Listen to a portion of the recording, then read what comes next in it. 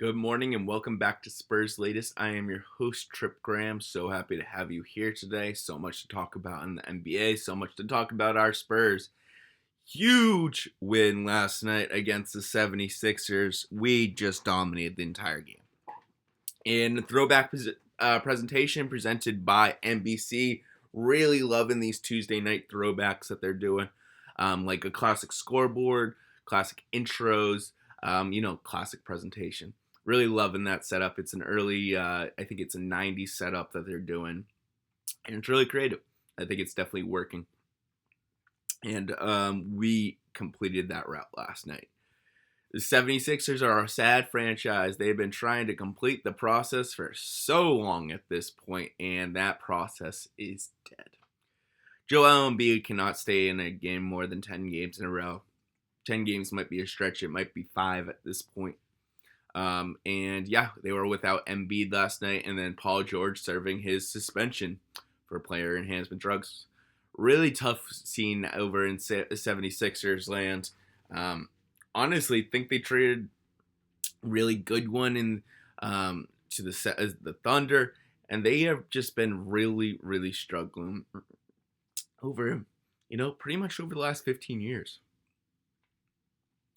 The last years of, Iguodala on the 76ers were my favorite years as the 76ers.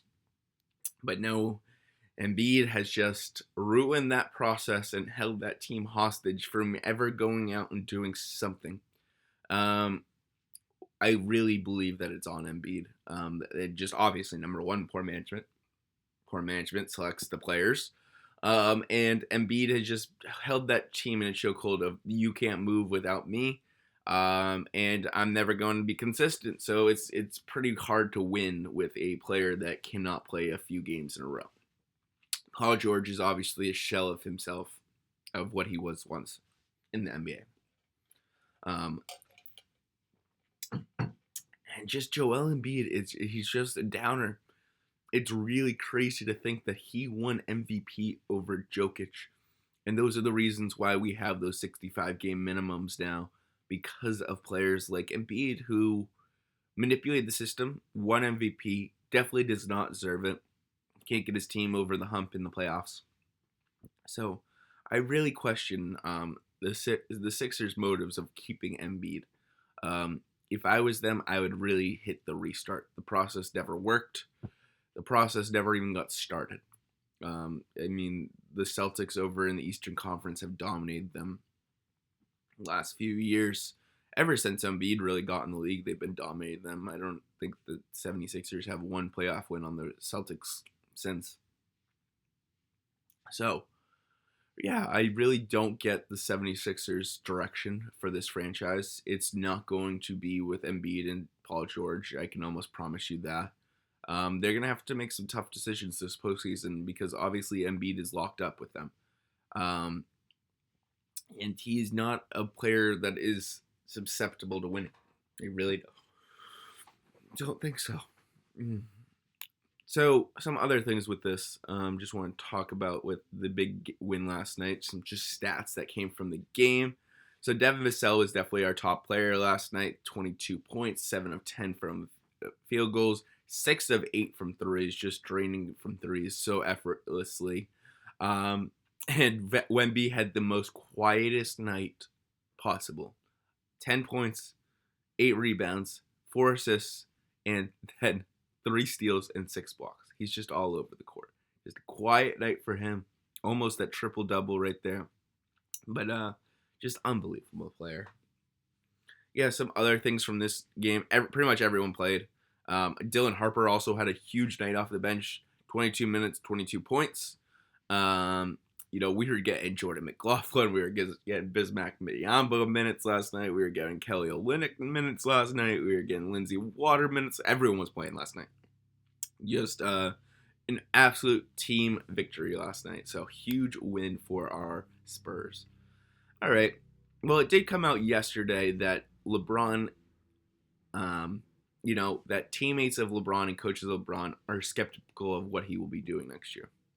Will he retire? Will he try to go to a new team? Will he stay with the Lakers? I think the Lakers is the last choice. I think before those two, I think he'll join another team or retire. Now, where do I think he's going to go? I think he's going to the Cavs. I think it's almost a shoo-in that LeBron is going to be going to the Cavs at this point. He's going to finish his career there. I think it just story writes itself. I think that's where he belongs in joining the Cavs for his, send-off season. He'll join over in James Harden, possibly if James Harden's still there. We know James Harden likes to move every 6 months, so we don't even know if James Harden will be on the Cavs this offseason. It'll look like it, though. But, yeah. Well, I believe that he will go join the Cavs this offseason and, have a send-off with the Cavs for one more final season, which I think he belongs, that deserving. Of any player in the last 20 years to deserve a send-off of any of the major sports other than, clearly Tom Brady comes to mind, but of the GOATs of the league, LeBron deserves that send-off. He deserves that full year send-off. So, and LeBron is never shy to back down from the limelight. So I believe that he'll probably want that full year send-off. I could be wrong. He could just want to walk into the Hall of Fame and, just not really do a send-off. But yeah, I think LeBron will be playing on the Cavs next year. It would be very surprising, literally surprising to me if he is on the Lakers next year. I would be very surprised if the Lakers want to continue this with LeBron and Luka. I think it's done. I think it's run its course. That's okay. I think Luka is the centerfold of that franchise going forward. I think LeBron knows that. I think the Lakers know that. And yeah, I think that it's going to be a clean split this offseason. We might get, Maverick Carter stories of his agent trying to mess things up. So I look for LeBron just to say like, hey, I'm ready to go retire. I'm ready to go join my hometown team in the Cavs. Spend one season there. Maybe, he'd probably start, but maybe even come off the bench somewhat. I mean, LeBron's definitely getting towards the end of his career. He's still averaging over 20 points, so he can do whatever he wants. It's just that I think he might be ready for a more reserved role in the NBA. And, it's so cool of seeing that it's not his production is what is making him not as, score as many points or, he's still averaging over 20. It's just LeBron is just ready to call it a career, and it's just kind of been more and more apparent over this last season. I mean, I have never seen a player take on golf as much as LeBron is taking on golf right now. And if there's more retired activity that I've ever seen, it's LeBron, wanting to take on golf. So that's pretty funny. Some other things with this, I will miss LeBron. He's absolutely been a catalyst in me growing up in the NBA and absolutely one of the reasons why I love the NBA. So seeing him leave will be very tough, obviously. I'm not going to be crying. Like Victor Wembanyama said, he's not going to be crying when LeBron retires. So yeah, I'm very interested in seeing how this plays out. I think LeBron will get one more big media story before he goes into the limelight of retirement, and I think he's going to go join the Cavs this offseason. So what do you guys think? All right, something I just wanted to talk about kind of past the NBA is Chauncey Billups, which feels like a lifetime ago that this story happened. So I was just going to run through some of the facts of what's going on with Chauncey Billups, former NBA star turned gambling ring in the mafia. We don't know. I mean, it's just insane story of Chauncey Billups' ties to the mafia and ties to an illegal gambling ring. Could face up to 10 years in prison, which is just insane. He was the coach of the Blazers this season. That feels like just an absolute lifetime ago when Chauncey Billups was, the coach of the Blazers. And the Blazers are doing really good. Imagine where the Bay would have been with Chauncey Billups. Yeah. Just insanity that was this season. So let me just get the facts.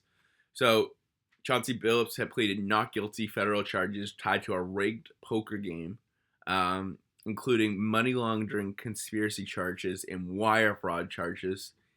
Each charge carries up to 20 years of prison, but it looks like he would be doing 10. Don't know all the facts of how that all goes down. So the case involved 31 defendants, including alleged mob ties and organized crime associates. They have over 1 terabyte of data that includes bank records, surveillance, electronic communications, and the text messages suggest Billups knew cheating signals were happening and intentionally lost hands to avoid suspicion. Just insane. And the prosecutors say the scheme ran from 2019 to 2023. He said that Billups was recruited into this mafia pretty much family as a face card, which is pretty much a celebrity that can get people to come to a illegal game. Other things was just a lot of people that were tied around Billups were part of this. And then the other part of it was Billups also shared NBA injury or team info in 2023 that led to a $100,000 bet slip by one of his friends. Just insane. So this guy was a bad guy. Billups was really a bad guy. He cannot be anywhere around the NBA. So Billups was also released on a $5 million bail. He has, and some of the things that's going on with Billups right now. He's living in Colorado right now. He's restricted from travel, and he's obviously on definite leave from coaching. Yeah, and this is just it's absolutely one of the most insane stories I've ever seen. And so the trial is expected to begin in September. Yeah, insanity. I don't believe any other NBA players were tied to this by the sound of it. It sounds like this was just Billups got caught up with the wrong crowd. And some of his obviously associates were and friends were caught up with this. Just insanity. I mean, this sounds like a scene out of Tony Soprano in The Sopranos, that Tony, goes out to an NBA coach and, he owes him all this money and now he works for the Tony Soprano and the mafia because, he can't pay all of it back or he knew something. Just absolutely insane that this came from Chauncey Billups. I watched Chauncey Billups growing up. Like, I have very fond memories of watching Chauncey Billups ball handling, and he was just a demon on the court. And now he's probably going to jail for this, which is just absolutely insane. So, just really, really crazy. Yeah, so that's the story. I'm going to keep following the Chauncey Billups story, especially when the trial happens in September. We'll definitely be talking about that. Just an insane, insane story. I can't believe that this is part of the NBA season, and it feels like, honestly, a lifetime ago that Chauncey Billups got arrested. And, he was literally the coach of the Blazers this season. Just, that blows my mind. All right, well, we are back. Let's talk more about the Spurs. Back against our rival, interconference rival, the Pistons. I would like to make this a rivalry going forward. Do we feel like we're at the same track of where we are in our development? They have Cade Cunningham, we have Wemby. Just unbelievable players, coming together. And I think this is going to be another bruiser matchup. The first matchup that we saw between these two teams, they were bruising out there, throwing elbows, big pushes, a lot of offensive fouls. So I expect a lot of the same in this matchup. Pistons are going to be looking to get their one back. They licked back after the loss to the Spurs last time. So I see the Spurs trying to, really hammer them home to end them really quickly in this matchup. I think a huge thing, like I said, is hammering it home early. I think the Spurs need to get up and just keep the pedal on the metal. Yeah, I think it's going to be one in the first half. We can't have this go a fourth quarter game. Cade Cunningham is one of the absolute clutchest players in the game. Jalen Duran is a beast in the paint, and I would look to try to end this game early in the first half. Don't let them get any momentum. So yeah, just really, really crazy. Looking forward to this game tomorrow night. Spurs, we are just a dominant force, and I look to keep this up going into the postseason. I truly believe we are the best team in the league, like Wemby said last night, best team in the league in his post-game conference. So yeah, let's go. Go Spurs, go, and I will see you in the next one. My name is Trip Graham. Thanks for watching.